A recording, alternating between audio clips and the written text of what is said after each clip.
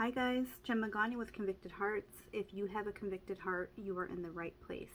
I hope you're all doing well. If you're not subscribed to the channel, please do so. Press your notification bell and follow with me because I have many more stories, interviews, and things to share with you guys. I'm going to talk to you guys about some pivotal moments that stuck with me throughout some very traumatizing times of my life. Most of you know the story about the crimes my brother has been convicted of or accused of.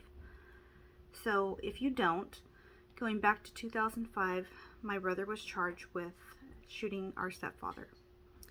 Our stepfather survived. Like I always say, thank God. Shortly after that, my grandmother on my father's side passed away, and my father and I went to this funeral. At the funeral, it was kind of a crazy time, and afterwards we went to one of our aunt's houses, and as we sat in the backyard having a barbecue, kind of just having some family time, one of my uncles, who was a heavy IV user, if you follow what I'm saying, was sitting there.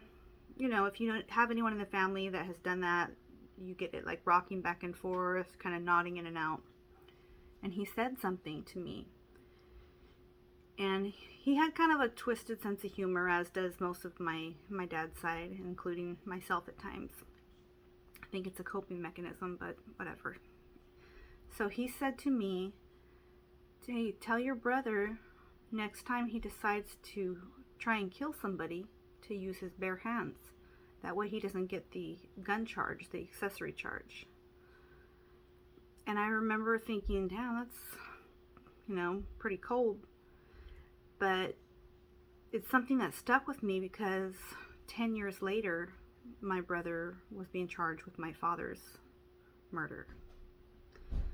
And he was charged with that based on taking my father's life with his bare hands.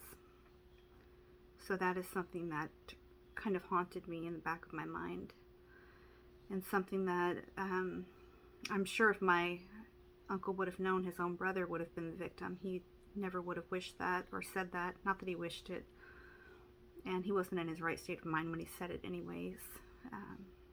But it was just strange to me that something that he said actually came to be. Another thing that was similar to this was during that time, right before my stepfather was shot. I remember I was sitting in the living room with my stepfather watching TV, actually, and we were watching our local news, KSBW, and it showed an advertisement for a local defense attorney. And then it showed this attorney speaking and representing a client out of Salinas, California. My stepfather turned to me and said, "That's the guy you want. If you ever get in a criminal issue and you want a defense attorney, that's the guy."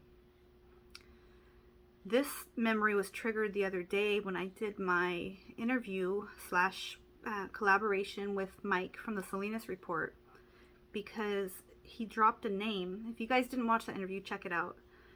And the name of the attorney he mentioned that helped him out was the same attorney that my stepfather mentioned, "Hey, if you ever get in any criminal trouble, that's the guy you want."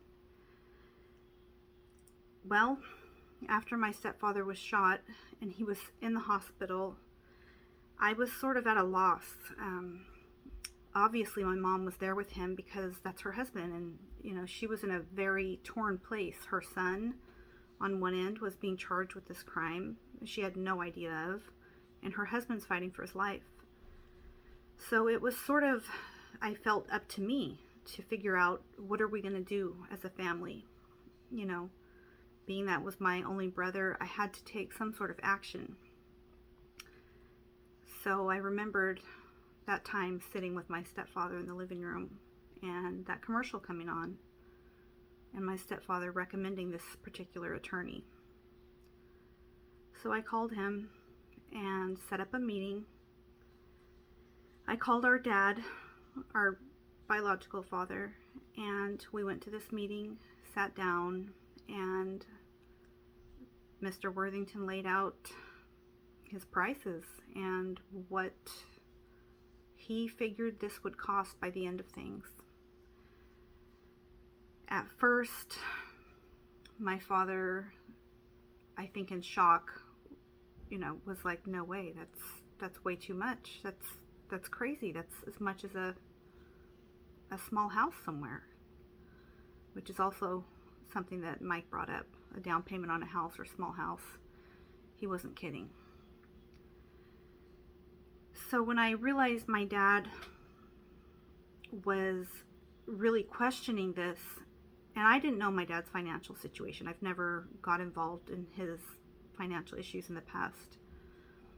I knew he could probably afford something, but what the attorney quoted was a large amount of money. So I kind of just had a breakdown. I just started crying just because I felt hopeless and helpless. And I knew my brother was facing charges of shooting a well-respected and loved detective from our area. And I could only imagine what that was going to bring. It saddens me some to look back and think that my tears probably are what brought my dad to go ahead and pay for that attorney. Maybe that's not why, but I feel like it was, because when he looked at me and saw my desperation on my face, trying to save my brother from what he had done, the trouble he had got into, that's when he said, okay, we'll do it. There was several times throughout the trial, which took about 2 years to get to, that my dad had me hand deliver checks and very large sums of money to this attorney. And the attorney did a great job. I can't say he didn't. He did exactly what he promised he would do. And the time my brother was sentenced to was very much less than it would have been had he got a public defender. I'm sure of that. It also helped that my stepfather actually wrote a letter on his behalf. But it doesn't go unnoticed to me that this particular attorney, that my stepfather, the victim in this case, had pointed out as being who you would want to hire, really helped my brother get out of a situation that could have got him a life sentence. I just thought I would share these things with you guys. They were on my mind. It's kind of crazy how what comes out of your mouth can sometimes come to be. And just pay attention to, I don't know. Sometimes I feel like pay attention to what you say, to what others say, because it might be something that helps you out in life. It might be something you should be cautious of. I just thought it was a little interesting story, something that was triggered by, jarred my memory by the interview collab I had the other day with Mike. But with all that said, you guys look forward to something coming up the end of the week. I had another collab on someone else's channel that you guys, I know most of you guys will be really excited to see this.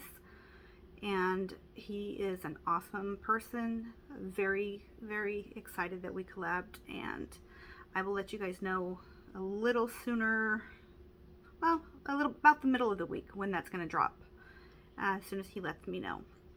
Hope you guys are having a lovely week, blessed evening, morning, whenever this drops, and I will talk to you guys soon. To all my convicted hearts, love and blessings.